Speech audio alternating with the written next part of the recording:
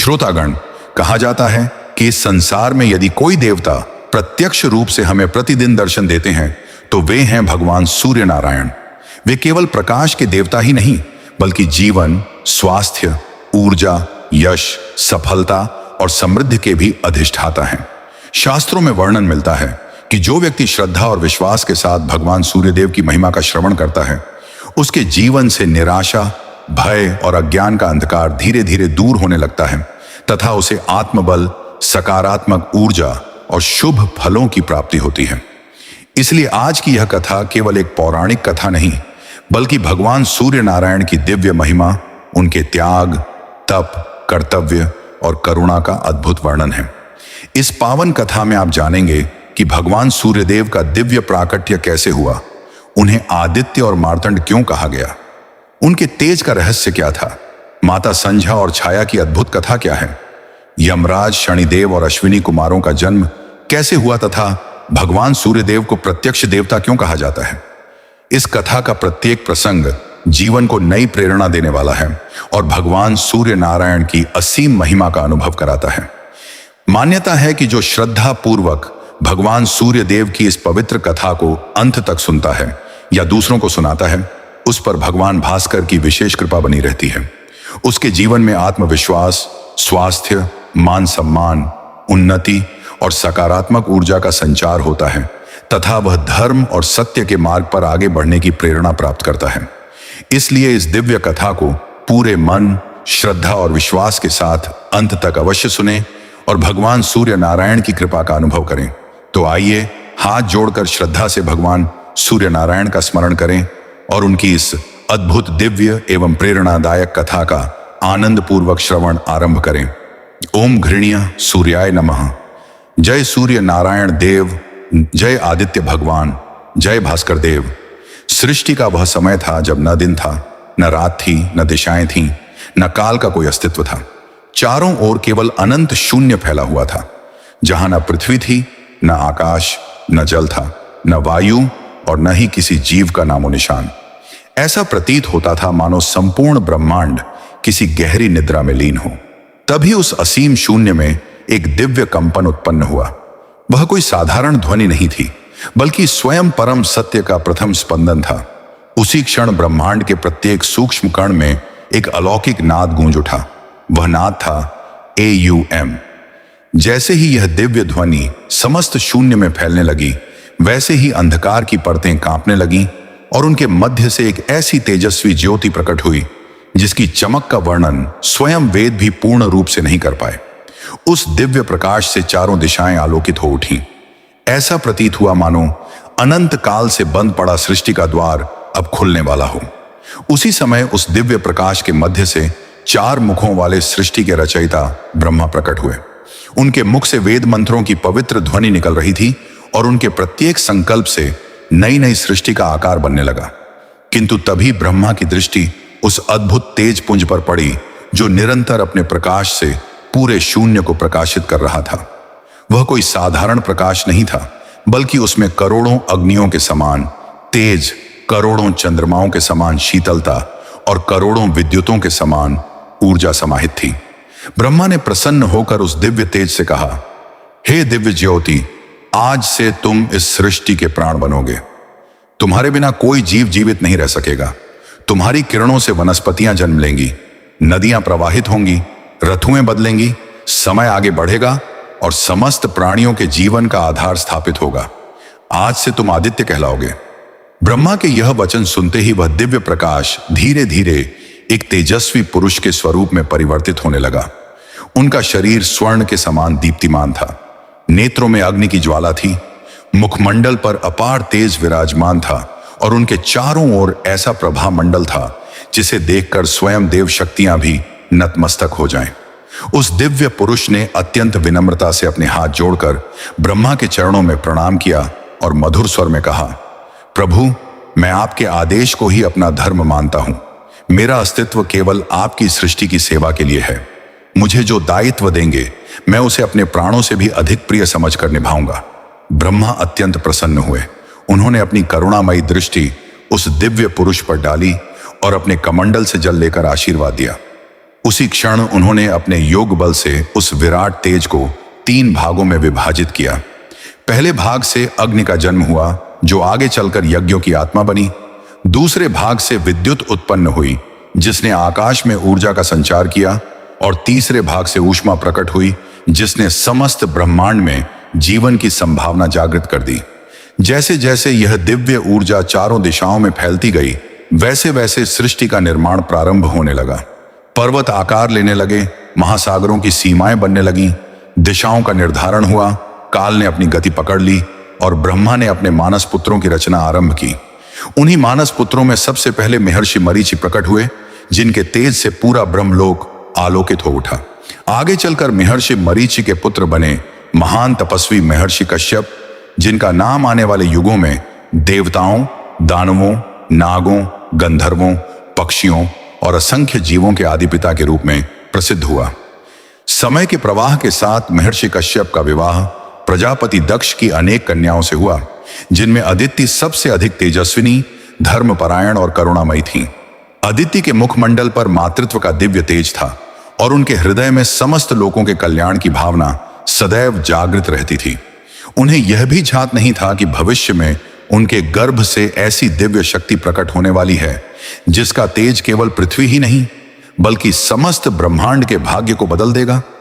उस समय तक किसी ने कल्पना भी नहीं की थी कि यही दिव्य प्रकाश आगे चलकर देवताओं का आधार, समय का संचालक, रथुओं का स्वामी और संपूर्ण सृष्टि के जीवन का एकमात्र सहारा बनने वाला है।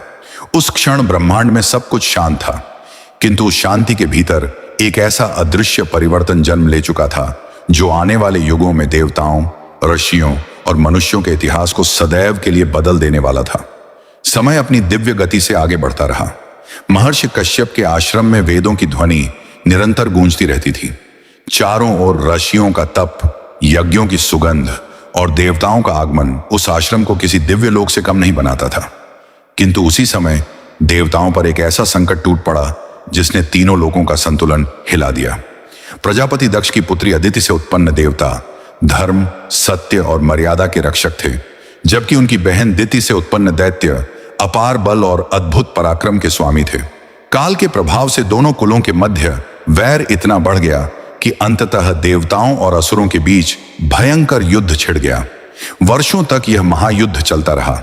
आकाश अस्त्रों की अग्नि से दहक उठा, पर्वत कांपने लगे, समुद्र की लहरें विकराल हो उठीं और दिशाओं में केवल युद्ध का गर्जन सुनाई देने लगा। इंद्र ने अपने वज्र से असंख्य दैत्यों का संहार किया। वरुण ने जल की प्रचंड धाराओं से शत्रुओं को रोकने का प्रयास किया। अग्निदेव ने अपनी ज्वालाओं से रणभूमि को प्रज्वलित कर दिया, परंतु दैत्यों का बल और उनका अभिमान दिन प्रतिदिन बढ़ता ही गया। अंततः वह समय भी आया जब देवताओं को पराजय स्वीकार करनी पड़ी। स्वर्ग पर असुरों का अधिकार हो गया, इंद्र का सिंहासन छिन गया, नंदन वन उजड़ गया, देवताओं के महल वीरान हो गए और जो देवता कभी तीनों लोकों के रक्षक कहलाते थे, वे स्वयं दिशाओं में भटकने को विवश हो गए। जब यह समाचार देवमाता अदिति तक पहुंचा तो उनका हृदय मानो हजारों टुकड़ों में बिखर गया। अपने पुत्रों की ऐसी दयनीय अवस्था देखकर उनकी आंखों से अश्रुधारा बहने लगी। उन्होंने महर्षि कश्यप के चरणों में बैठकर अत्यंत करुण स्वर में कहा, स्वामी, एक माता अपने पुत्रों का दुख कैसे सहन कर सकती है? जिन देवताओं को धर्म की रक्षा के लिए जन्म मिला, वे आज अपने ही लोक से वंचित होकर भटक रहे हैं। क्या कोई ऐसा उपाय नहीं जिससे उनका सम्मान और उनका अधिकार उन्हें पुनः प्राप्त हो सके? महर्षि कश्यप कुछ समय तक मौन रहे। उन्होंने अपनी दिव्य दृष्टि से भविष्य का अवलोकन किया, फिर गंभीर स्वर में बोले, देवी, जब संसार के सभी उपाय समाप्त हो जाएं, तब केवल तप ही वह शक्ति है जो स्वयं भाग्य को बदल सकती है। यदि तुम्हारी भक्ति सच्ची है और तुम्हारा संकल्प अटल है, तो स्वयं भगवान तुम्हारी पुकार अवश्य सुनेंगे। महर्षि के इन वचनों ने अदिति के हृदय में आशा की एक नई किरण जगा दी। उसी क्षण उन्होंने संकल्प लिया कि जब तक उनके पुत्रों को उनका अधिकार वापस नहीं मिलेगा, तब तक वे विश्राम नहीं करेंगी। अगले ही दिन उन्होंने कठोर तपस्या आरंभ कर दी। उन्होंने भोजन त्याग दिया, जल का भी त्याग कर दिया और केवल भगवान विष्णु के नाम का स्मरण करते हुए एक पैर पर खड़ी होकर ध्यान में लीन हो गईं। दिन बीतते गए, ऋतुएं बदलती रहीं। प्रचंड ग्रीष्म में सूर्य की तपती किरणें उनके शरीर को झुलसाती रहीं। वर्षा ऋतु में वे मूसलाधार वर्षा के बीच अडिग खड़ी रहीं। शीत ऋतु में बर्फीली हवाएं उनके शरीर को कंपा देती, किंतु उनके संकल्प में तनिक भी विचलन नहीं आया। वन के हिंसक पशु उनके समीप आकर शांत हो जाते, पक्षी उनके कंधों पर बैठ जाते, लताएं उनके शरीर से लिपट जाती, पर उनका ध्यान केवल भगवान विष्णु में लगा रहा। वर्षों तक चली इस कठिन तपस्या से तीनों लोकों में अद्भुत कंपन होने लगा। देवता आश्चर्यचकित थे, आर्षि उनकी भक्ति का गुणगान कर रहे थे और स्वयं ब्रह्मा भी उनकी अटूट श्रद्धा को देखकर प्रसन्न थे। अंततः एक दिन पूरे आश्रम में अलौकिक प्रकाश फैल गया। वातावरण में दिव्य सुगंध फैलने लगी, आकाश से पुष्पों की वर्षा होने लगी, शंखनाद की ध्वनि चारों दिशाओं में गूंज उठी। उसी दिव्य प्रकाश के मध्य भगवान विष्णु अपने चतुर्भुज स्वरूप में प्रकट हुए। उनके हाथों में शंख, चक्र, गदा और पद्म सुशोभित थे। उनके मुखमंडल पर अनंत करुणा और दिव्य मुस्कान विराजमान थी।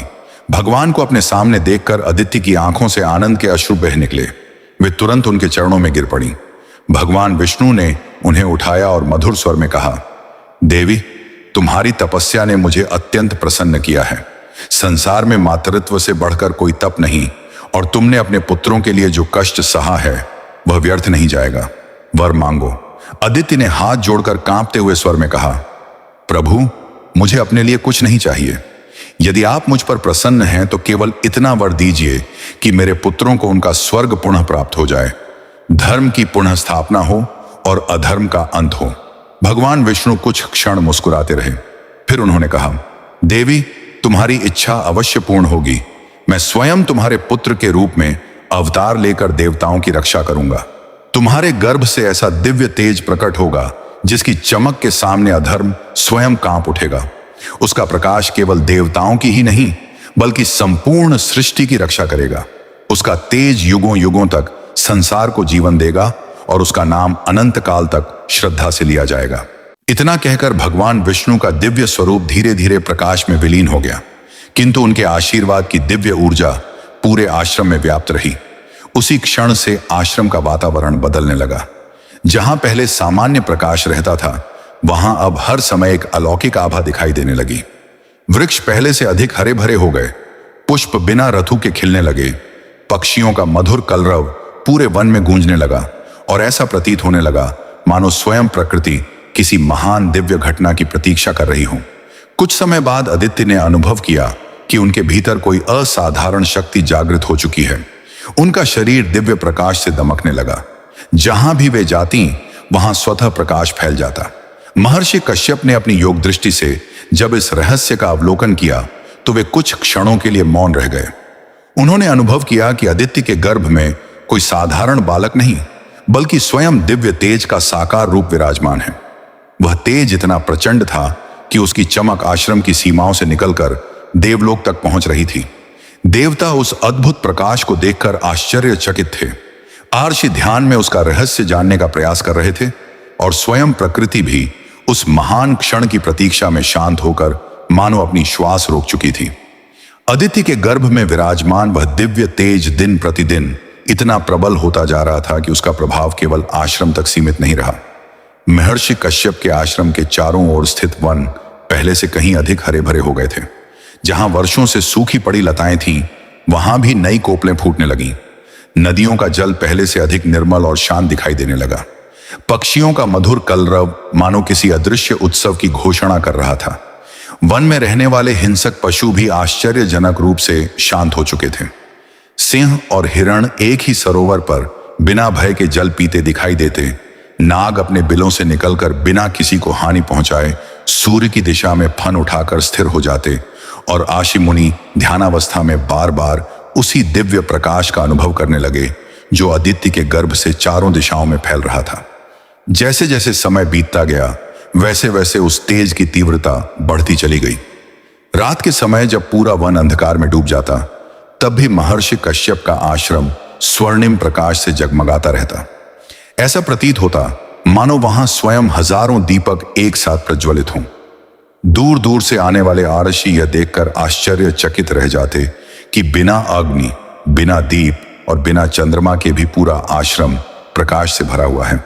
अनेक तपस्वियों ने महर्षि कश्यप से इसका रहस्य जानना चाहा, किंतु वे केवल मधुर मुस्कान के साथ इतना ही कहते, समय आने पर स्वयं सृष्टि इसका उत्तर देगी। उधर देवलोक में भी इस अद्भुत तेज की चर्चा होने लगी। इंद्र ने जब अपने सिंहासन से पृथ्वी की ओर देखा तो उन्हें लगा जैसे किसी स्थान पर सूर्य का दूसरा उदय हो गया हो। अग्निदेव ने अनुभव किया कि उनकी ज्वालाएं भी उस दिव्य प्रकाश के सामने मंद पड़ रही हैं। चंद्रदेव ने देखा कि रात्रि में भी वह प्रकाश उनके चंद्रकांत तेज को चुनौती दे रहा है। स्वयं ब्रह्मा कुछ क्षणों के लिए ध्यान मग्न हुए और मुस्कुराकर बोले, समय निकट है, सृष्टि अपने जीवनदाता के स्वागत की तैयारी कर रही है। किंतु दूसरी ओर आदित्य के लिए यह समय अत्यंत कठिन होता जा रहा था। गर्भ में स्थित दिव्य तेज इतना प्रचंड था कि उनका शरीर उस ऊर्जा को सहन नहीं कर पा रहा था।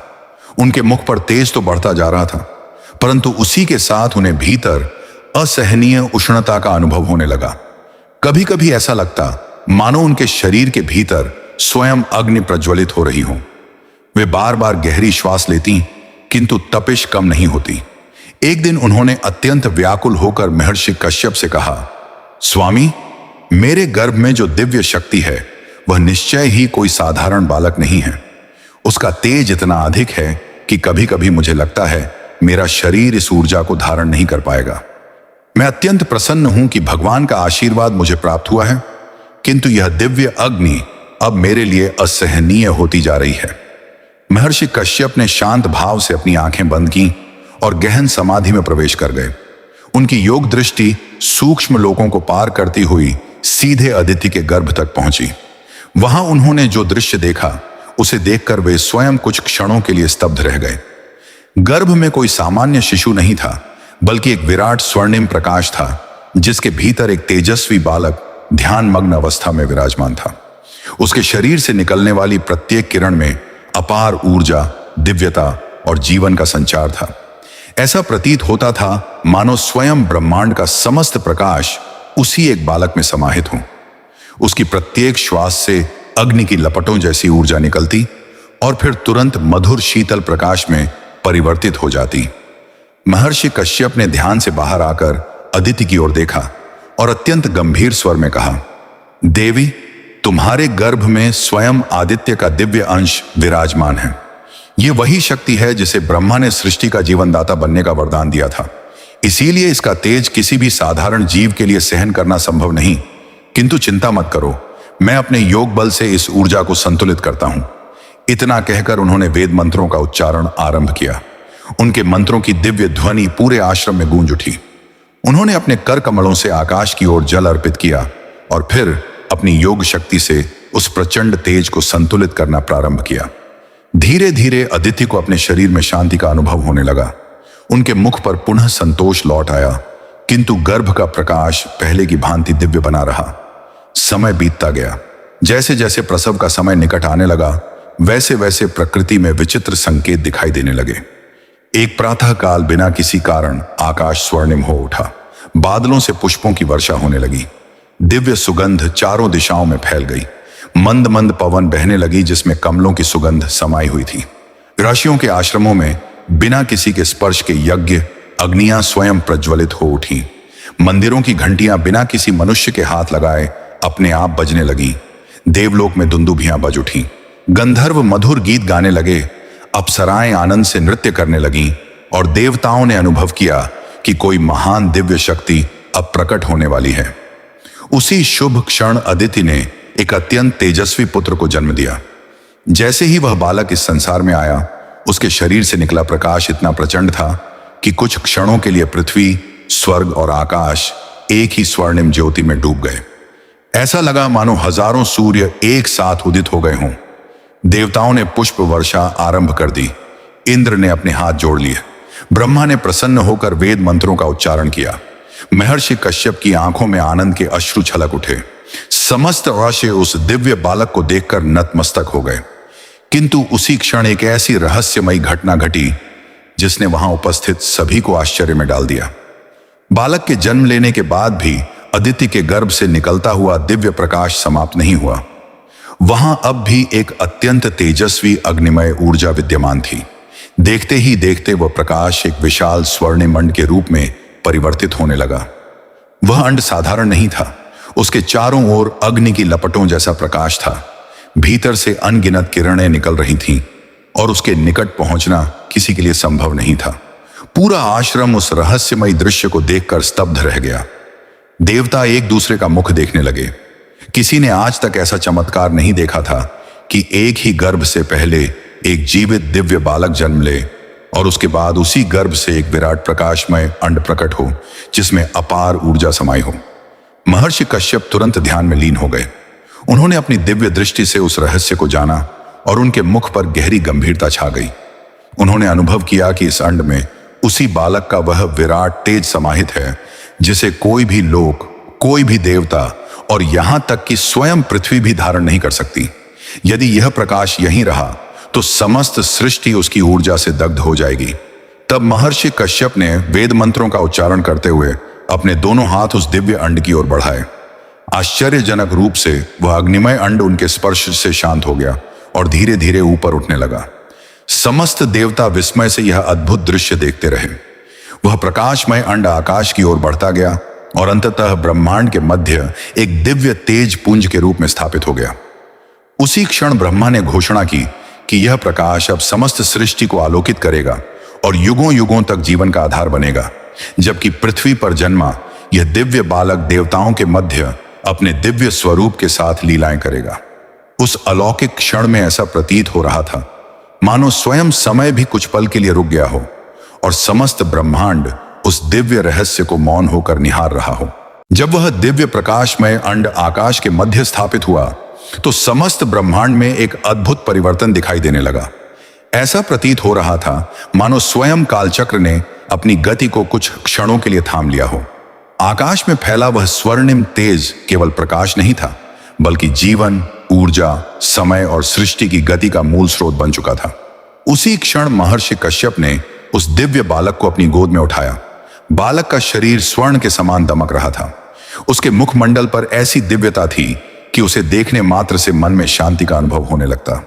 उसकी आंखें अभी पूरी तरह खुली भी नहीं थीं, फिर भी उनकी पलकों के भीतर से निकलने वाली हल्की स्वर्णिम आभा आसपास के वातावरण को प्रकाशित कर रही थी। देवमाता अदिति ने जब पहली बार अपने पुत्र को अपनी बाहों में लिया तो उनके नेत्रों से आनंद के अश्रु स्वतः बह निकले। उन्हें ऐसा लगा मानो उनके हृदय में समस्त ब्रह्मांड समा गया हो। वर्षों की तपस्या, असंख्य कष्ट और मातृत्व का प्रत्येक त्याग उसी एक क्षण में सफल हो गया था। तभी ब्रह्मा स्वयं वहां प्रकट हुए। उनके साथ अनेक देवता, महर्षि, गंधर्व और सिद्ध भी उपस्थित थे। सभी उस दिव्य बालक के दर्शन कर धन्य हो रहे थे। ब्रह्मा ने बालक के मस्तक पर अपना कर कमल रखा और गंभीर स्वर में कहा, यह कोई साधारण जन्म नहीं है, यह वह शक्ति है जिसके बिना सृष्टि का एक क्षण भी चलना संभव नहीं होगा। यह देवताओं की आशा, ऋषियों की तपस्या और समस्त प्राणियों के जीवन का आधार बनेगा। इतना कहकर उन्होंने उस बालक का नाम रखा मार्तंड। उन्होंने कहा, जो दिव्य अंड से अपने विराट तेज को प्रकट कर स्वयं जीवित स्वरूप में अवतरित हुआ है वही मार्तंड कहलाएगा। यह नाम सुनते ही चारों दिशाओं में वेद मंत्रों की ध्वनि गूंज उठी।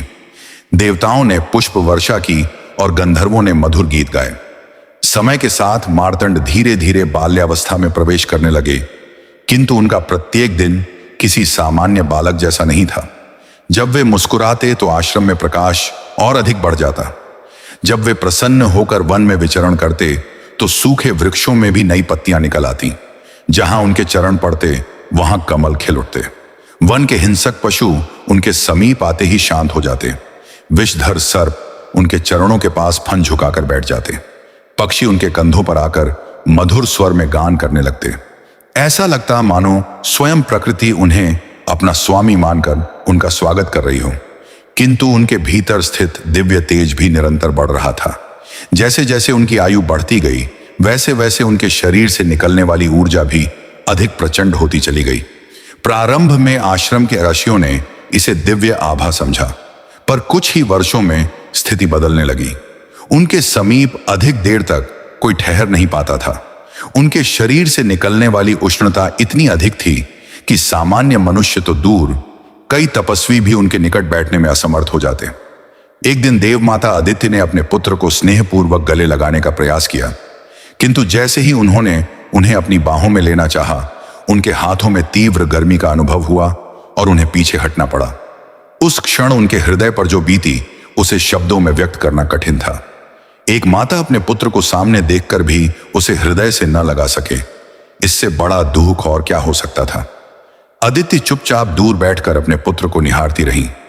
उनके नेत्रों से अश्रु बहते रहे, किंतु उन्होंने अपने मुख से एक शब्द भी नहीं कहा। दूसरी ओर मार्तंड भी अब धीरे धीरे सब कुछ समझने लगे थे। उन्होंने देखा कि जब भी वे किसी के पास जाते हैं, लोग अनायास ही कुछ दूरी बना लेते हैं। अर्शी आदर करते हुए भी उनके अधिक निकट नहीं आते। वन के जीव कुछ समय बाद दूर हट जाते, यहां तक कि उनकी अपनी माता भी उन्हें स्पर्श नहीं कर पा रही थी। ये सब देखकर उनके कोमल हृदय में गहरी पीड़ा उत्पन्न हुई। एक दिन वे अकेले आश्रम से दूर एक पर्वत की चोटी पर जाकर बैठ गए। उनके सामने अनंत आकाश फैला हुआ था। वे मौन होकर उसे देखते रहे। उनके मन में अनेक प्रश्न उठ रहे थे। यदि मेरा जन्म सबके कल्याण के लिए हुआ है, तो फिर मेरे पास कोई क्यों नहीं आता? यदि मेरा प्रकाश जीवन देता है, तो यही प्रकाश मुझे सबसे दूर क्यों कर रहा है? क्या मेरा भाग्य यही है कि मैं सदा अकेला रहूं? यह सोचते सोचते उनकी आंखों से अश्रु की एक बूंद धरती पर गिरी। जैसे ही वह बूंद भूमि पर गिरी, वहां से एक दिव्य कमल खिल उठा, मानो प्रकृति स्वयं उन्हें सांत्वना दे रही हो। उसी समय महर्षि कश्यप वहां पहुंचे। उन्होंने अपने पुत्र के मुख पर छाई उदासी को देखा और बिना कुछ कहे उनके पास बैठ गए। कुछ देर तक दोनों के बीच मौन छाया रहा। फिर मार्तंड ने धीमे स्वर में कहा, पिताश्री, क्या मेरा तेज ही मेरा सबसे बड़ा शत्रु है? क्या मैं कभी सामान्य जीवन नहीं जी सकूंगा? क्या मैं कभी अपनी माता का स्नेह वैसे नहीं पा सकूंगा जैसे अन्य पुत्र पाते हैं? महर्षि कश्यप ने अपने पुत्र के सिर पर हाथ रखा और अत्यंत करुणा से बोले, पुत्र, ईश्वर जब किसी को असाधारण बनाते हैं तो उसके जीवन की परीक्षाएं भी साधारण नहीं होती। तुम्हारा तेज तुम्हारा अभिशाप नहीं, बल्कि समस्त सृष्टि का जीवन है। आज जो तुम्हें अकेलापन प्रतीत हो रहा है, वही एक दिन करोड़ों प्राणियों के लिए आशा का प्रकाश बनेगा। किंतु मैं यह भी जानता हूं कि इस दिव्य ऊर्जा का संतुलन आवश्यक है। समय आने पर स्वयं देवाधिदेव महादेव तुम्हारे जीवन का ऐसा मार्ग प्रशस्त करेंगे जिससे तुम्हारा तेज भी बना रहेगा और तुम्हारा हृदय भी इस पीड़ा से मुक्त होगा। महर्षि के इन वचनों ने मार्तंड के मन को कुछ शांति अवश्य दी, परंतु उनके भीतर का अकेलापन अभी भी समाप्त नहीं हुआ था। वे अब पहले से भी अधिक समय तप, ध्यान और आत्मचिंतन में बिताने लगे। धीरे धीरे उनका व्यक्तित्व और भी दिव्य होता गया। उनके चारों ओर ऐसा प्रभामंडल बनने लगा जिसे देखकर स्वयं देवताओं के मन में भी श्रद्धा जाग उठती। किंतु उसी दिव्यता के भीतर एक ऐसा मौन छिपा था जिसे केवल वही समझ सकते थे जिन्होंने अपने जीवन में अपार शक्ति के साथ गहरा एकांत भी सहा हो। उस समय किसी को यह झात नहीं था कि यह मौन, यह तप और यह पीड़ा स्वयं सूर्य के स्वरूप को और भी महान बनाने वाली थी। मार्तंड का तेज दिन प्रतिदिन बढ़ता जा रहा था। अब उनकी तपस्या केवल एक आर्ष्य पुत्र की साधना नहीं रह गई थी, बल्कि वह स्वयं ब्रह्मांड की ऊर्जा से जुड़ने लगी थी। वे प्रातःकाल ब्रह्म मुहूर्त में उठते, निर्मल नदी में स्नान करते और फिर उत्तर दिशा की ओर मुख करके घंटों तक समाधि में लीन हो जाते। उनके शरीर से निकलने वाली स्वर्णिम किरणें धीरे धीरे पूरे वन में फैल जाती। जिन वृक्षों की शाखाएं सूख चुकी थीं, उनमें फिर से हरियाली लौट आती। सूखे सरोवर जल से भर जाते। घायल पशु उनके समीप आते ही स्वस्थ होने लगते। यहां तक कि जिन तपस्वियों की वर्षों की साधना में विघ्न आ गया था, उन्हें भी मार्तंड के तेज से पुनः मानसिक स्थिरता प्राप्त होने लगी। लेकिन इस दिव्य प्रभाव के साथ साथ उनका तेज इतना प्रचंड हो चुका था कि उनके निकट अधिक समय तक कोई टिक नहीं पाता था। आश्रम के अनेक ऋषियों ने कई बार प्रयास किया कि वे उनके साथ बैठकर वेदों का अध्ययन करें, परंतु कुछ ही क्षणों में उन्हें तीव्र उष्णता का अनुभव होने लगता और वे पीछे हट जाते। देव माता अदिति प्रतिदिन दूर खड़ी होकर अपने पुत्र को निहारती और मन ही मन प्रार्थना करती कि एक दिन ऐसा अवश्य आए जब वे बिना किसी पीड़ा के अपने पुत्र को गले लगा सकें। महर्षि कश्यप यह सब मौन होकर देखते रहे। वे जानते थे कि यह कोई साधारण समस्या नहीं है, यह स्वयं सृष्टि के संतुलन से जुड़ा हुआ विषय है। एक दिन मार्तंड ने निश्चय किया कि वे अपने भीतर के इस रहस्य का उत्तर स्वयं खोजेंगे। वे आश्रम से दूर हिमालय की ओर निकल पड़े। जितना आगे बढ़ते गए, प्रकृति उतनी ही अद्भुत होती गई। हिमाच्छादित पर्वतों पर सूर्य की किरणें स्वर्णिम आभा बिखेर रही थी।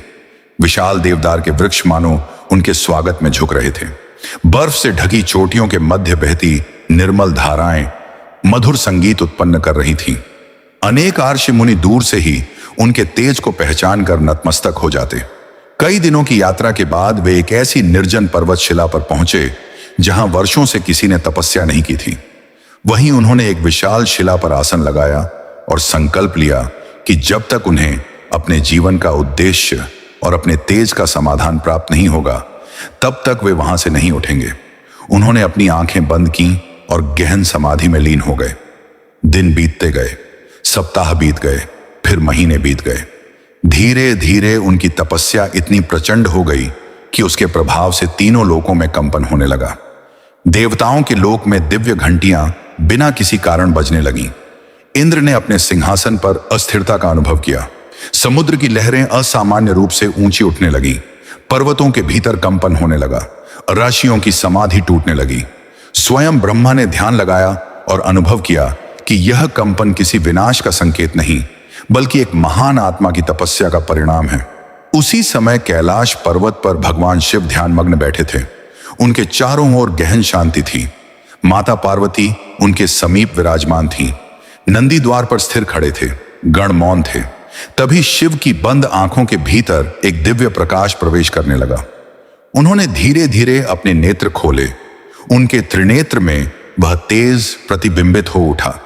शिव ने कुछ क्षण मौन रहकर उस ऊर्जा का अनुभव किया और मंद मुस्कान के साथ बोले, यह कोई साधारण तपस्वी नहीं, यह वही दिव्य शक्ति है जो भविष्य में संपूर्ण सृष्टि के प्राणों का आधार बनेगी, किंतु इसका हृदय अपने ही तेज के कारण पीड़ा से भरा हुआ है। माता पार्वती ने आश्चर्य से पूछा, स्वामी, जिसके पास इतना महान तेज हो, उसे भला किस बात का दुख हो सकता है? महादेव ने गंभीर स्वर में उत्तर दिया, देवी, संसार में सबसे भारी बोझ शक्ति का नहीं, अकेलेपन का होता है। जब किसी का तेज इतना बढ़ जाए कि अपने भी उसके पास ना आ सकें, तब उसका हृदय भीतर ही भीतर टूटने लगता है। मार्तंड उसी पीड़ा से गुजर रहे हैं। इतना कहकर भगवान शिव अपने स्थान से उठे। उनके प्रत्येक कदम के साथ कैलाश का वातावरण दिव्य हो उठा। डमरू की सूक्ष्म ध्वनि दिशाओं में गूंजने लगी। गंगा की धारा मानो और अधिक पवित्र हो गई। नागराज वासुकी ने अपना फन झुका दिया। नंदी उनके पीछे चल पड़े। कुछ ही क्षणों में भगवान शिव उस पर्वत पर पहुंच गए जहां मार्तंड समाधि में लीन थे। उस समय उनके शरीर से निकलने वाला प्रकाश इतना प्रचंड था कि सामान्य नेत्रों वाला कोई भी वहां एक पल भी नहीं ठहर सकता था। किंतु महादेव पूर्णतः शांत भाव से उनके सामने खड़े रहे। कुछ समय बाद मार्तंड ने अपनी समाधि समाप्त की। जैसे ही उन्होंने नेत्र खोले, उनके सामने स्वयं देवाधिदेव महादेव को खड़ा देखकर वे तुरंत उठे और अत्यंत विनम्रता से उनके चरणों में दंडवत प्रणाम कर दिया। उनके नेत्रों से अश्रु बहने लगे। उन्होंने कांपते हुए स्वर में कहा, प्रभु, आपके दर्शन से मेरा जीवन धन्य हो गया। भगवान शिव ने स्नेहपूर्वक उन्हें उठाया और अपने समीप बैठाया। फिर अत्यंत करुणा से बोले, मार्तंड, मैं जानता हूं कि तुम्हारे हृदय में कैसी अग्नि जल रही है। तुम संसार को प्रकाश देने के लिए उत्पन्न हुए हो, परंतु तुम्हारा अपना जीवन अंधकारमय अकेलेपन से भर गया है। तुम अपने ही तेज से पीड़ित हो। यह सुनते ही वर्षों से अपने भीतर दबा हुआ दुख मार्तंड की आंखों से अश्रुओं के रूप में बह निकला। उन्होंने कहा, महादेव, मैं अपने भाग्य से कभी नहीं डरा। मुझे सृष्टि की सेवा करने में भी कोई कष्ट नहीं, परंतु जब मेरी अपनी माता मुझे गले नहीं लगा सकी, जब कोई मेरे समीप बैठ नहीं सका, जब मैंने देखा कि मेरा प्रकाश ही सबको मुझसे दूर कर देता है, तब पहली बार मुझे लगा कि शायद मैं इस संसार के लिए बना ही नहीं हूं। यदि मेरा अस्तित्व सबके लिए पीड़ा का कारण है, तो ऐसा तेज किस काम का? यदि मेरा प्रकाश मुझे अपने ही प्रियजनों से दूर कर दे, तो यह वरदान नहीं, अभिशाप है। यह कहते कहते उनका स्वर भर्रा गया। महादेव कुछ क्षण मौन रहे। फिर उन्होंने अपना करुणामय हाथ मार्तंड के मस्तक पर रखा। उसी क्षण उनके भीतर वर्षों से जमा हुआ मानसिक बोझ जैसे हल्का होने लगा। शिव ने शांत स्वर में कहा, पुत्र, संसार में कोई भी शक्ति अपने आप में न शुभ होती है और न अशुभ। उसका संतुलन ही उसे कल्याणकारी बनाता है। तुम्हारा तेज सृष्टि के लिए आवश्यक है, किंतु उसका संतुलन भी उतना ही आवश्यक है। आज मैं तुम्हारे भीतर और बाहर दोनों का संतुलन स्थापित करूंगा। इतना कहकर भगवान शिव ने अपना त्रिशूल उठाया। पूरा आकाश गर्जना से भर उठा। दिशाओं में अद्भुत प्रकाश फैल गया। देवता, अच्छे और सिद्ध उस दिव्य दृश्य को देखने के लिए आकाश में एकत्र होने लगे। महादेव ने अपने त्रिशूल को आकाश की ओर उठाकर महामृत्युंजय मंत्र का उच्चारण किया। उनके प्रत्येक शब्द के साथ ब्रह्मांड में ऊर्जा की तरंगें फैलने लगीं। फिर उन्होंने अत्यंत सावधानी से मार्तंड के प्रचंड तेज को स्पर्श किया। उसी क्षण उनके शरीर से निकलता हुआ दिव्य प्रकाश 3 धाराओं में विभाजित होने लगा। पहली धारा उनके मानवीय स्वरूप में स्थिर हो गई, जिससे वे सामान्य रूप से देवताओं और राशियों के बीच रह सकें। दूसरी धारा आकाश की ओर उठी और उस विराट स्वर्णिम तेज पुंज में विलीन हो गई, जो समस्त ब्रह्मांड को प्रकाश देने वाला बना। तीसरी धारा अग्नि के रूप में पृथ्वी पर स्थापित हुई, ताकि यज्ञों, हवनों और धर्म कर्मों के माध्यम से प्राणियों का कल्याण होता रहे। जैसे ही यह विभाजन पूर्ण हुआ, वातावरण में अद्भुत शांति छा गई। पहली बार मार्तंड का तेज ऐसा संतुलित हुआ कि उनके समीप खड़ा होना संभव हो गया। उसी समय देव माता अदिति और महर्षि कश्यप भी वहां पहुंच गए। अदिति ने अपने पुत्र को देखा और वर्षों से रोके हुए कदम स्वयं चल पड़े। इस बार जब उन्होंने मार्तंड को अपने हृदय से लगाया, तो न उनके हाथ जले, न शरीर को कोई कष्ट हुआ। वर्षों का बिछोह एक ही आलिंगन में समाप्त हो गया। माता और पुत्र दोनों की आंखों से अश्रु बह रहे थे। वहां उपस्थित प्रत्येक देवता और आर्षि का हृदय उस दृश्य को देखकर भाव विभोर हो उठा। स्वयं महादेव के मुख पर संतोष की मधुर मुस्कान थी। उस दिन पहली बार मार्तंड ने अपने भीतर केवल प्रकाश ही नहीं, बल्कि प्रेम, अपनापन और पूर्णता का भी अनुभव किया। महादेव द्वारा मार्तंड के दिव्य तेज का संतुलन स्थापित किए जाने के बाद तीनों लोकों में एक अद्भुत परिवर्तन दिखाई देने लगा। पहले जो प्रकाश असहनीय था, अब वही प्रकाश जीवनदायी बन चुका था। जहां पहले उनके समीप पहुंचना कठिन था, वहीं अब देवता और आर्ष और सिद्ध बिना किसी भय के उनके दर्शन कर सकते थे। देव माता अदिति के मुख पर वर्षों बाद पूर्ण संतोष की मुस्कान लौट आई। वे प्रतिदिन अपने पुत्र का मस्तक चूमती और भगवान विष्णु के प्रति कृतज्ञता प्रकट करती कि उन्होंने उनके मातृत्व को पूर्ण किया। महर्षि कश्यप भी अपने पुत्र के संतुलित तेज को देखकर प्रसन्न थे। उन्होंने अनुभव किया कि अब वह समय आ गया है जब मार्तंड केवल एक दिव्य बालक नहीं, बल्कि सृष्टि के संचालन का उत्तरदायित्व संभालने योग्य हो चुके हैं। इसी बीच आकाश में स्थापित वह विराट तेजपुंज, जिसमें उनके दिव्य प्रकाश का महान अंश समाहित था, निरंतर समस्त लोकों को आलोकित करता रहा। उसी तेज से दिन और रात्रि का क्रम स्पष्ट होने लगा। दिशाओं की पहचान स्थापित हुई और काल की गति अधिक व्यवस्थित दिखाई देने लगी। देवताओं ने उस दिव्य स्वरूप को विवस्वान कहकर संबोधित करना आरंभ किया, क्योंकि वह संपूर्ण विश्व को प्रकाश देने वाला बन चुका था। जबकि पृथ्वी पर स्थित मार्तंड देवताओं, अर्षियों और अपनी माता पिता के साथ दिव्य जीवन व्यतीत कर रहे थे। इस प्रकार सूर्य का एक अद्भुत रहस्य स्थापित हुआ। एक स्वरूप लोक कल्याण के लिए सजीव रूप में, और दूसरा स्वरूप समस्त ब्रह्मांड के लिए शाश्वत प्रकाश बनकर। समय बीतने के साथ मार्तंड युवावस्था में प्रवेश करने लगे। उनका व्यक्तित्व इतना तेजस्वी, शांत और गंभीर हो चुका था कि उन्हें देखते ही मन में श्रद्धा उत्पन्न हो जाती। उनके वचन मधुर थे, व्यवहार विनम्र था और ज्ञान इतना गहरा था कि बड़े बड़े ईर्ष्य भी उनके उत्तर सुनकर प्रसन्न हो जाते। वे प्रतिदिन महर्षि कश्यप से वेद, उपनिषद, ब्रह्म विद्या, ज्योतिष, कालचक्र, ऋतु परिवर्तन, यज्ञ विज्ञान और धर्म के गूढ़ रहस्य सीखते। अनेक बार ब्रह्मा स्वयं आकर उन्हें सृष्टि के संचालन के सूक्ष्म नियम समझाते। भगवान विष्णु उन्हें लोक कल्याण का मार्ग बताते और भगवान शिव उन्हें वैराग्य तथा संतुलन का महत्व समझाते। धीरे धीरे तीनों लोकों में यह चर्चा फैल गई कि अब सूर्य केवल प्रकाश के देवता नहीं रहे, बल्कि ज्ञान, धर्म, समय और जीवन के भी अधिष्ठाता बन चुके हैं। उसी समय देवताओं के महान शिल्पी विश्वकर्मा की कीर्ति भी चारों दिशाओं में फैल रही थी। उन्होंने स्वर्ग के अद्भुत महलों का निर्माण किया था। इंद्र का दिव्य सिंहासन, देवताओं के विमान, असंख्य आयुध और अलौकिक भवन उनकी अद्वितीय कला के प्रमाण थे। उनकी एक पुत्री थी जिसका नाम संध्या था। संध्या केवल रूप में ही नहीं, बल्कि गुण, शील, तप, विनम्रता और तेज में भी अद्वितीय थी। बचपन से ही उसने वेदों का अध्ययन किया था, देवियों की उपासना की थी और अपने पिता से दिव्य निर्माण विद्या का ज्ञान भी प्राप्त किया था। उसकी सुंदरता का वर्णन करते हुए गंधर्व कहते थे कि यदि पूर्णिमा का चंद्रमा, स्वर्ण कमल और उषा की लालिमा एक साथ रूप धारण कर लें तो भी संध्या की शोभा के समान नहीं हो सकते। उसके मुख पर सदैव मधुर मुस्कान रहती और उसके नेत्रों में करुणा झलकती थी। देवकन्याएं उसे अपनी प्रिय सखी मानती और देवियां उसे अपने समान आशीर्वाद देती। उसी समय एक दिन देवर्षि नारद अपनी वीणा बजाते हुए विश्वकर्मा के भवन में पहुंचे। उनके आगमन से पूरा भवन मंगल ध्वनि से गूंज उठा। विश्वकर्मा ने उनका आदरपूर्वक स्वागत किया, आसन अर्पित किया और मधुर फलाहार प्रस्तुत किया।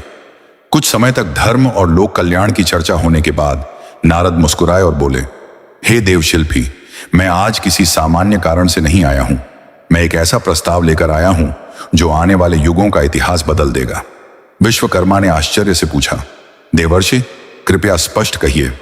नारद ने उत्तर दिया, देव माता अदिति और महर्षि कश्यप के तेजस्वी पुत्र मार्तंड अब युवावस्था में पहुंच चुके हैं।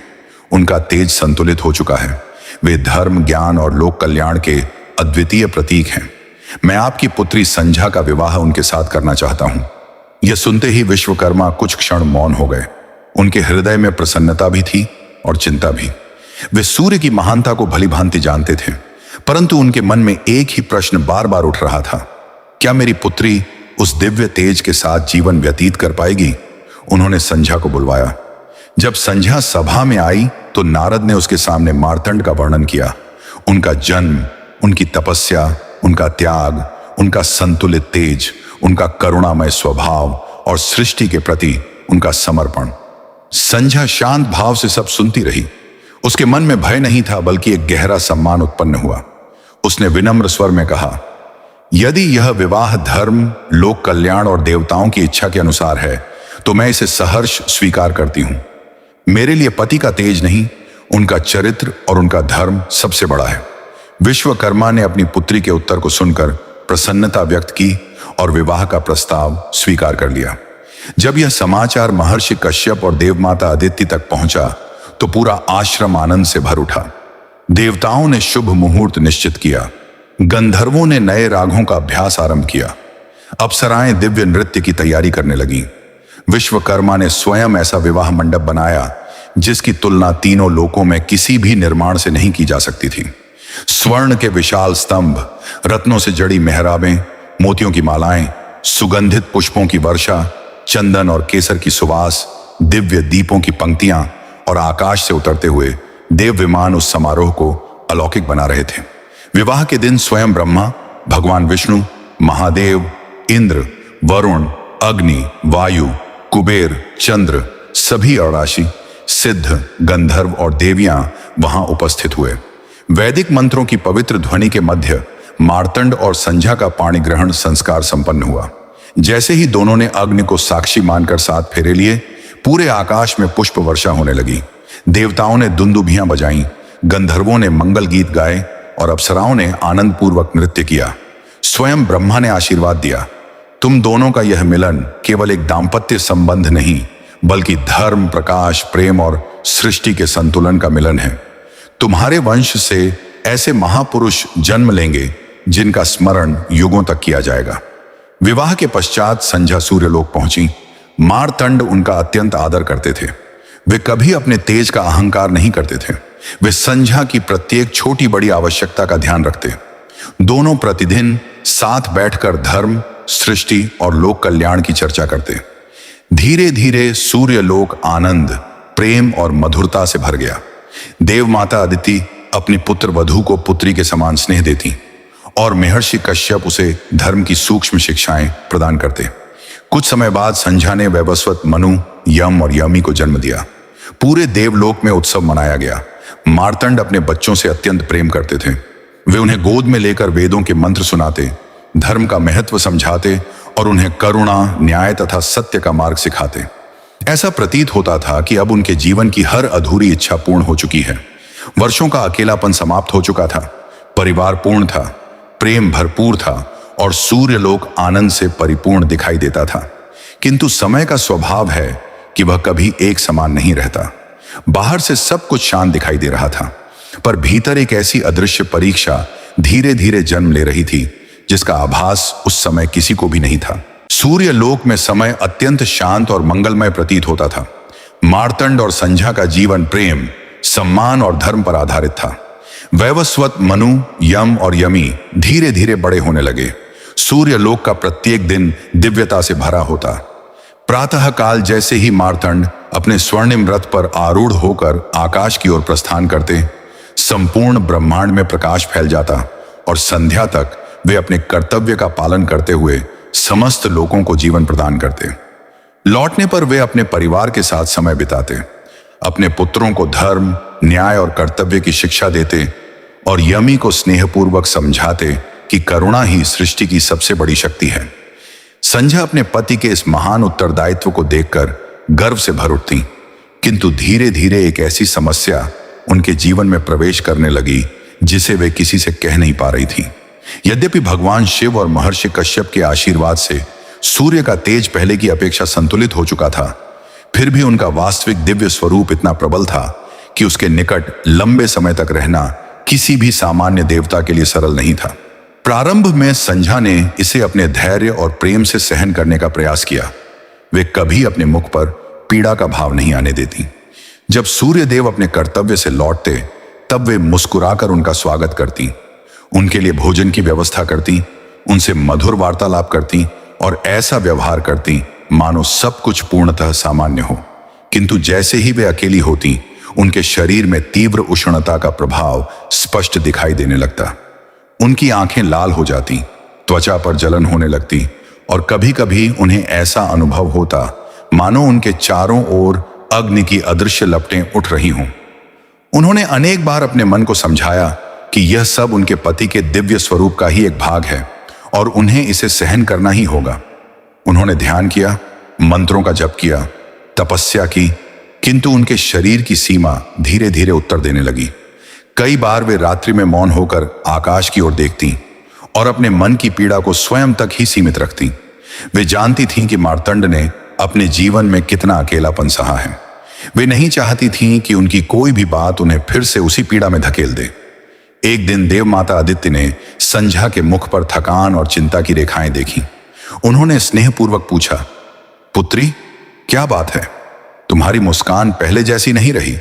संध्या ने तुरंत मुस्कुराने का प्रयास किया और बोली, माताश्री, मैं पूर्णतः स्वस्थ हूं, बस कुछ थकान है। अदिति समझ गई कि वह कुछ छिपा रही है, परंतु उन्होंने अधिक प्रश्न नहीं किया। समय बीतता गया और संध्या की स्थिति और कठिन होती चली गई। अब वे कई बार सूर्यदेव के सामने बैठते ही अपनी आंखें झुका लेती, क्योंकि उनके मुखमंडल से निकलने वाली दिव्य आभा को लगातार देख पाना भी उनके लिए कठिन हो गया था। एक दिन जब मार्तंड अपने कर्तव्य से लौटे, उन्होंने देखा कि संध्या असामान्य रूप से मौन है। उन्होंने प्रेम से पूछा, प्रिय, क्या तुम्हें किसी बात की चिंता है? यदि मेरे कारण तुम्हें कोई कष्ट है तो निस्संकोच कहो। तुम्हारा मौन मेरे लिए किसी भी शब्द से अधिक भारी है। संध्या ने उनकी ओर देखा। उनके नेत्रों में प्रेम भी था और वेदना भी। वे कुछ क्षण बोल ही नहीं सकी। अंततः उन्होंने स्वयं को संभाला और बोली, स्वामी, आप मेरे लिए केवल पति नहीं बल्कि समस्त लोगों के जीवनदाता हैं। मैं आपके तेज का सम्मान करती हूं। मैं जानती हूं कि यही प्रकाश संसार को जीवन देता है। इसलिए मैं कभी नहीं चाहती थी कि आपको मेरे कारण दुख पहुंचे। यदि मैं अपनी पीड़ा कहूं तो मुझे भय है कि कहीं आपको ऐसा न लगे कि मैं आपके दिव्य स्वरूप को स्वीकार नहीं कर पा रही। यह सुनकर सूर्यदेव कुछ क्षण मौन रह गए। उन्होंने अत्यंत कोमल स्वर में कहा, संध्या, प्रेम में छिपी हुई पीड़ा सबसे बड़ा दुख बन जाती है। यदि तुम्हें कोई कष्ट है तो उसे अपने तक मत रखो। तुम्हारा दुख मेरा दुख है। यह सुनते ही संध्या की आंखों से अश्रु बह निकले। उन्होंने कांपते हुए स्वर में कहा, स्वामी, मैं आपके तेज को अब पहले जैसा सहन नहीं कर पा रही। मैं प्रतिदिन प्रयास करती हूं, किंतु मेरा शरीर साथ नहीं दे रहा। मैं आपको छोड़ना नहीं चाहती। मैं आपके धर्म में बाधा नहीं बनना चाहती, परंतु यह अग्नि मुझे भीतर से जला रही है। मार्तंड यह सुनकर अत्यंत व्यथित हो उठे। उन्हें पहली बार अनुभव हुआ कि जिस तेज को वे अब संतुलित समझ रहे थे, वही उनके सबसे प्रिय व्यक्ति के लिए अभी भी असहनीय है।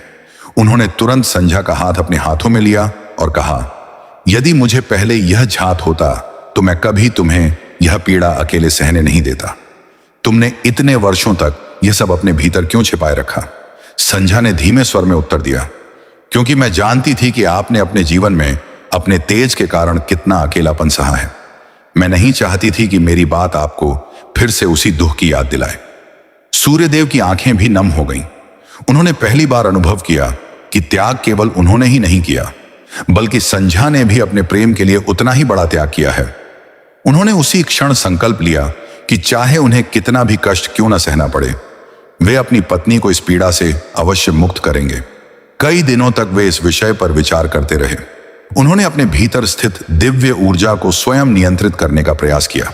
वे घंटों ध्यान में बैठते, अपने प्रकाश को सीमित करने का प्रयास करते, किंतु यह कोई साधारण तेज नहीं था। यह स्वयं सृष्टि की मूल शक्ति थी, जिसे पूर्णतः कम करना संभव नहीं था। उधर संध्या ने भी अपने पति के सामने अब कभी अपनी पीड़ा व्यक्त नहीं की। वे पहले की भांति मुस्कुराती रहीं, किंतु भीतर ही भीतर उनका मन और शरीर दोनों थकते जा रहे थे। धीरे धीरे उन्हें यह अनुभव होने लगा कि यदि यही स्थिति बनी रही तो वे अपने कर्तव्यों का भी निर्वाह नहीं कर पाएंगी। उनके मन में एक ऐसा विचार जन्म लेने लगा जिसे स्वीकार करना भी उनके लिए अत्यंत कठिन था। वे अपने परिवार से प्रेम करती थीं, अपने बच्चों से अत्यंत स्नेह रखती थीं और सूर्यदेव का सम्मान उनके लिए सबसे ऊपर था। फिर भी उन्हें लगने लगा कि यदि उन्होंने कोई असाधारण निर्णय नहीं लिया तो यह पीड़ा एक दिन पूरे परिवार को प्रभावित कर देगी। इसी आंतरिक संघर्ष ने उनके हृदय को दिन रात विचलित रखना प्रारंभ कर दिया। वे बाहर से शांत थीं, भीतर से टूट रही थीं। उनके चेहरे पर मुस्कान थी, पर आत्मा निरंतर किसी ऐसे समाधान की खोज में भटक रही थी जो किसी को दुख भी ना दे और धर्म की मर्यादा भी बनी रहे। यही द्वंद्व उनके जीवन की सबसे कठिन परीक्षा बन चुका था। संध्या का मन अब दिन प्रतिदिन अधिक व्याकुल रहने लगा था।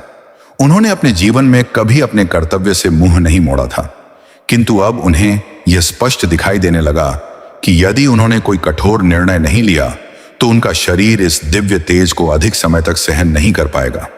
अनेक रात्रियों तक वे मौन बैठकर गहन विचार करती रहीं। अंततः उन्होंने योग बल से अपनी ही छाया से एक दिव्य स्त्री की रचना की। वह रूप, स्वर, चाल, व्यवहार और स्वरूप में बिल्कुल संध्या के समान थी। उसके मुख पर भी वही तेज था, किंतु उसका अस्तित्व केवल संध्या की छाया से उत्पन्न हुआ था। संध्या ने उसके सामने खड़े होकर अत्यंत गंभीर स्वर में कहा, आज से तुम्हें मेरा स्थान ग्रहण करना होगा, मेरे स्वामी और मेरे बच्चों की सेवा करना। जब तक मैं अपने शरीर और मन को इस दिव्य तेज के योग्य नहीं बना लेती, तब तक इस रहस्य को किसी के सामने प्रकट मत करना। यदि कभी सत्य प्रकट करने का समय आए तो केवल धर्म की रक्षा के लिए ही कहना। छाया ने हाथ जोड़कर उत्तर दिया, मैं आपके प्रत्येक आदेश का पालन करूंगी। संध्या ने अंतिम बार अपने पुत्र वैवस्वत मनु, यम और यमी को दूर से देखा। उनकी आंखों से अश्रु बह निकले। वे उनके पास जाना चाहती थीं, उन्हें अपने हृदय से लगाना चाहती थीं, किंतु यदि वे ऐसा करती तो उनका निर्णय डगमगा जाता। उन्होंने दूर से ही उन्हें आशीर्वाद दिया और मौन भाव से सूर्यलोक छोड़ दिया। पहले वे अपने पिता विश्वकर्मा के पास पहुंची। विश्वकर्मा ने अपनी पुत्री को अचानक सामने देखकर आश्चर्य से पूछा, पुत्री, तुम इस समय यहां कैसे? तब संध्या ने अपने हृदय का सारा दुख उनके सामने रख दिया। विश्वकर्मा ने सब कुछ सुनकर गहरी सांस ली और बोले, यदि तुमने पहले मुझे बताया होता तो मैं कोई उपाय अवश्य खोजता। सूर्य का तेज असाधारण है, पर उसे संतुलित करने का ज्ञान मेरे पास भी है, किंतु अब तुम यहां अधिक समय तक नहीं रुक सकती। यदि सूर्य को इसका पता चल गया तो वे स्वयं तुम्हें खोजते हुए यहां पहुंच जाएंगे। यह सुनकर संध्या ने अपने पिता के चरण स्पर्श किए और वहां से उत्तर दिशा की ओर प्रस्थान कर गईं। उन्होंने एक निर्जन वन में पहुंचकर घोड़ी का रूप धारण कर लिया ताकि कोई उन्हें पहचान न सके। वहीं वे कठोर तपस्या में लीन हो गईं। उधर सूर्य लोक में छाया संध्या बनकर अपना कर्तव्य निभाने लगी। प्रारंभ में किसी को कोई अंतर दिखाई नहीं दिया। वह उसी प्रकार सूर्यदेव की सेवा करती, परिवार का ध्यान रखती और सभी से मधुर व्यवहार करती। समय बीतने लगा। छाया से भी संतानों का जन्म हुआ।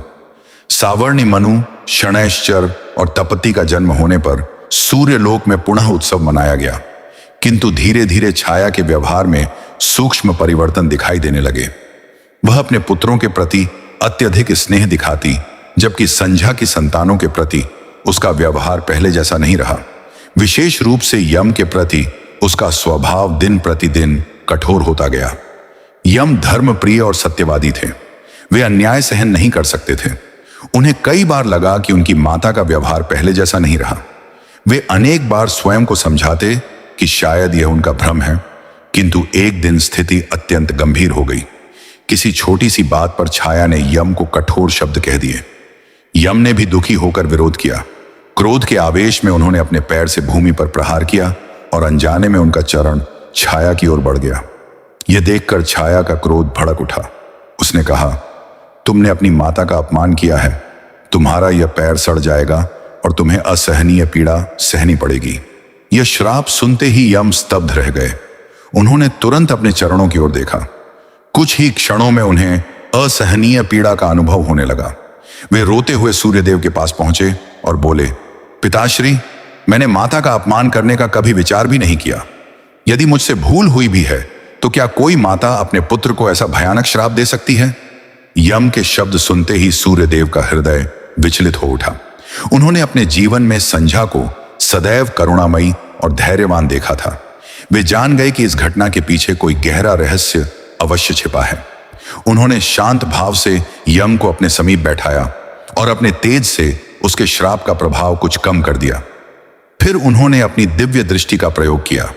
जैसे ही उनका ध्यान सूक्ष्म लोकों में प्रवेश करने लगा, उनके सामने एक एक करके सभी रहस्य खुलते चले गए। उन्होंने देखा कि जो स्त्री वर्षों से उनके साथ रह रही है वह वास्तविक संध्या नहीं बल्कि उसकी छाया है। उन्होंने देखा कि संध्या अपने पिता से मिलकर उत्तर दिशा के एक निर्जन वन में घोड़ी का रूप धारण किए कठोर तपस्या कर रही है। यह सत्य जानकर सूर्यदेव का हृदय एक साथ अनेक भावों से भर उठा। उन्हें अपनी पत्नी के जाने का दुख हुआ, अपने अज्ञान पर पश्चाताप हुआ और यह पीड़ा भी हुई कि उनकी प्रिय संध्या इतने वर्षों तक अकेले कष्ट सहती रही और उन्हें इसका आभास तक नहीं हुआ। उन्होंने तुरंत छाया को अपने सामने बुलाया। उनके गंभीर मुखमंडल को देखकर छाया कांप उठी। सूर्यदेव ने शांत किंतु दृढ़ स्वर में कहा, सत्य छिपाने का समय समाप्त हो चुका है। मुझे सब कुछ ज्ञात हो चुका है। अब जो भी हुआ है बिना किसी भय के स्पष्ट कहो। सूर्यलोक का वातावरण पूर्णतः मौन हो गया। देवता भी इस दिव्य रहस्य के उद्घाटन के साक्षी बने खड़े थे। छाया ने सूर्यदेव के सामने सिर झुका लिया। उसके नेत्रों से अश्रु बहने लगे। कांपते हुए स्वर में उसने कहा, प्रभु, मैं दोषी हूं, परंतु मैंने यह सब किसी छल या स्वार्थ के लिए नहीं किया। आपकी धर्मपत्नी संध्या आपके तेज को सहन नहीं कर पा रही थी। उन्होंने अपने प्रेम और आपके सम्मान की रक्षा के लिए मुझे अपने स्थान पर छोड़ दिया था। उन्होंने मुझे आदेश दिया था कि मैं आपके परिवार की सेवा करूं और इस रहस्य को किसी से प्रकट न करूं। मैं केवल उनका आदेश निभा रही थी। छाया की बात सुनकर सूर्यदेव का क्रोध शांत हो गया। उनके हृदय में केवल एक ही भाव शेष रह गया, पश्चाताप। उन्हें बार बार यही विचार सताने लगा कि उनकी प्रिय पत्नी वर्षों तक अकेले कष्ट सहती रही और वे अपने कर्तव्य में इतने लीन रहे कि उसके मन की पीड़ा को समझ ही नहीं सके। उन्होंने छाया से संध्या का स्थान पूछा। छाया ने उत्तर दिशा के उस निर्जन वन का मार्ग बता दिया जहां संध्या घोड़ी का रूप धारण कर कठोर तपस्या कर रही थी। सूर्यदेव ने उसी क्षण विलंब किए बिना प्रस्थान किया। उन्होंने भी योग बल से दिव्य अश्व का रूप धारण किया और आकाश, पर्वत, नदियों तथा हिमाच्छादित शिखरों को पार करते हुए उस वन में पहुंचे। वहां दूर एक शांत सरोवर के किनारे एक दिव्य घोड़ी समाधि में लीन खड़ी थी। उसका शरीर तपस्या से दुर्बल हो चुका था, किंतु उसके मुख पर अद्भुत तेज था। सूर्यदेव उसे देखते ही समझ गए कि यही उनकी प्रिय संध्या है। जब संध्या ने अपनी आंखें खोली तो सामने सूर्यदेव को देखकर वे चौंक उठी। पहले तो वे संकोचवश वहां से दूर जाने लगी, किंतु सूर्यदेव ने अत्यंत करुणा से कहा, संध्या, अब और मत छिपो। मुझे सब कुछ ज्ञात हो चुका है। दोष तुम्हारा नहीं, मेरा है। मैं तुम्हारे मन का दुहक समझ नहीं पाया। तुमने मेरे सम्मान के लिए अपना सुख त्याग दिया और मैं तुम्हारे त्याग को पहचान भी ना सका। यह सुनते ही संध्या की आंखों से अश्रुओं की धारा बह निकली। वे अपने वास्तविक स्वरूप में आ गईं और सूर्यदेव के चरणों में झुक गईं। सूर्यदेव ने तुरंत उन्हें उठाकर अपने हृदय से लगा लिया। वर्षों का बिछोह, पीड़ा और मौन उसी एक आलिंगन में समाप्त हो गया। उसी दिव्य मिलन के समय उनके अश्वरूप से 2 तेजस्वी पुत्रों का प्राकट्य हुआ, जिन्हें आगे चलकर अश्विनी कुमार के नाम से जाना गया। वे देवताओं के महान वैद्य बने और उन्होंने असंख्य प्राणियों के रोग दूर किए। इसके बाद सूर्यदेव संध्या को लेकर विश्वकर्मा के पास पहुंचे।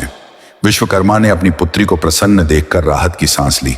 सूर्यदेव ने विनम्रता से कहा, हे देव शिल्पी, यदि संभव हो तो मेरे तेज को इस प्रकार संतुलित कर दीजिए कि मेरी पत्नी मेरे साथ बिना किसी कष्ट के जीवन व्यतीत कर सके। मैं अपने प्रकाश का अहंकार नहीं बल्कि अपने परिवार का सुख चाहता हूं। विश्वकर्मा ने आदरपूर्वक उन्हें अपने दिव्य शिल्प गृह में ले गए।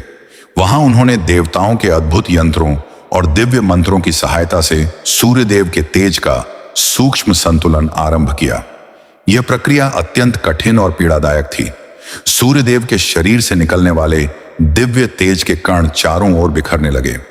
उन्हीं दिव्य तेज कणों से विश्वकर्मा ने भगवान विष्णु का सुदर्शन चक्र, भगवान शिव का त्रिशूल, भगवान कार्तिकेय की शक्ति और अनेक देवताओं के दिव्य अस्त्रों का निर्माण किया।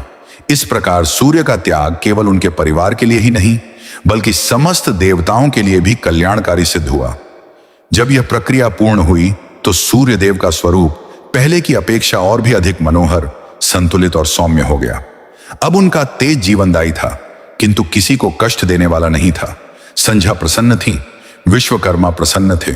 देव माता आदित्य और महर्षि कश्यप ने अपने पुत्र और पुत्र वधू को आशीर्वाद दिया। छाया को भी उसके त्याग और निष्ठा के कारण क्षमा कर दिया गया और उसे भी सम्मानपूर्वक स्थान दिया गया। समय के साथ वैवस्वत मनु ने मानव सभ्यता का विस्तार किया। यम धर्मराज बने और न्याय के अधिपति कहलाए। यमी आगे चलकर पवित्र यमुना के रूप में पूजित हुई। शनैश्चर कर्मफल के न्यायाधीश बने। सावर्णी मनु ने भविष्य के मनवंतर का दायित्व संभाला और अश्विनी कुमार देवताओं के अमर वैद्य बने। स्वयं सूर्यदेव प्रतिदिन अपने दिव्य रथ पर आरूढ़ होकर पूर्व दिशा से उदित होने लगे। उनकी प्रत्येक किरण पृथ्वी पर जीवन का संदेश लेकर आती। उनकी ऊष्मा से बीज अंकुरित होते, वृक्ष फलते फूलते, नदियां प्रवाहित होती, ऋतुएं बदलती और संपूर्ण सृष्टि में चेतना का संचार होता। वे कभी अपने कर्तव्य से विचलित नहीं हुए। चाहे वर्षा हो, ग्रीष्म हो, शीत हो या प्रलय का समय निकट क्यों ना हो, सूर्यदेव सदैव समान भाव से अपना धर्म निभाते रहे। इसी कारण उन्हें प्रत्यक्ष देवता कहा गया, क्योंकि वे बिना किसी भेदभाव के राजा और निर्धन, ज्ञानी और अज्ञानी, भक्त और अभक्त सभी पर समान रूप से अपनी किरणें बरसाते हैं। यही उनका सबसे बड़ा संदेश है कि जो अपने कर्तव्य का पालन निष्काम भाव से करता है वही वास्तव में देवत्व को प्राप्त करता है। श्रोतागण, भगवान सूर्यदेव की यह पावन कथा केवल एक पुरानी कथा नहीं बल्कि त्याग, तपस्या, कर्तव्य, प्रेम, धैर्य, क्षमा और समर्पण का अमर संदेश है। इस कथा से हमें यह शिक्षा मिलती है कि जीवन में चाहे कितनी भी कठिनाइयां आएं, यदि मन में सत्य, धर्म और भगवान के प्रति अटूट विश्वास हो तो प्रत्येक संकट का अंत अवश्य होता है। ऐसा माना जाता है कि जो श्रद्धा, विश्वास और पवित्र मन से भगवान सूर्यदेव की इस दिव्य कथा का श्रवण करता है या दूसरों को सुनाता है, उस पर भगवान सूर्य नारायण की विशेष कृपा बनी रहती है। उसके जीवन से अज्ञान का अंधकार धीरे धीरे दूर होने लगता है। उसे उत्तम स्वास्थ्य, यश, मान सम्मान, आत्मबल, सकारात्मक ऊर्जा और अपने कर्मों में सफलता प्राप्त होती है। परिवार में सुख, शांति और समृद्धि का वास होता है तथा जीवन में आने वाली अनेक बाधाएं भगवान सूर्यदेव की कृपा से दूर होने लगती हैं। यदि आप भी भगवान सूर्य नारायण के भक्त हैं तो प्रतिदिन प्रातः श्रद्धा से उन्हें जल अर्पित करें, उनका स्मरण करें और सदैव सत्य तथा धर्म के मार्ग पर चलने का संकल्प लें। भगवान भास्कर की दिव्य कृपा आप और आपके पूरे परिवार पर सदैव बनी रहे।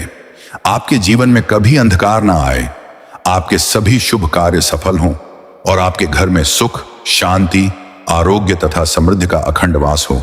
इसी मंगल कामना के साथ भगवान सूर्य नारायण को बारंबार प्रणाम। जय सूर्य नारायण देव, जय आदित्य भगवान, जय भास्कर देव।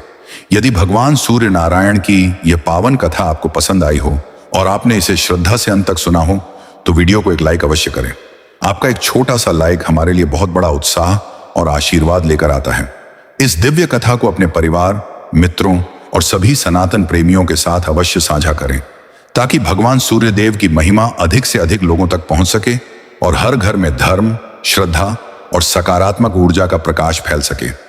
यदि आप हमारे चैनल पर पहली बार आए हैं तो अभी सब्सक्राइब करें और साथ में बेल आइकन को भी अवश्य दबाएं, ताकि सनातन धर्म, देवी देवताओं की पावन कथाएं, व्रत कथाएं, पुराणों के रहस्य और ऐसी ही दिव्य एवं ज्ञानवर्धक वीडियो सबसे पहले आप तक पहुंचती रहें। नीचे कमेंट में श्रद्धा से एक बार अवश्य लिखें, ओम घृण्य सूर्याय नमः या जय सूर्य नारायण देव। भगवान भास्कर आपकी सभी मनोकामनाएं पूर्ण करें, आपके जीवन से रोग, शोक और अंधकार को दूर करें, आपके घर में सुख, समृद्धि, आरोग्य, यश और वैभव का वास हो तथा आपके परिवार पर सदैव भगवान सूर्य देव की दिव्य कृपा बनी रहे। इसी मंगल कामना के साथ आप सभी को हमारा सादर प्रणाम। जय आदित्य भगवान, जय भास्कर देव, जय दिवाकर देव, जय सूर्य नारायण देव। ओम सूर्याय नमः।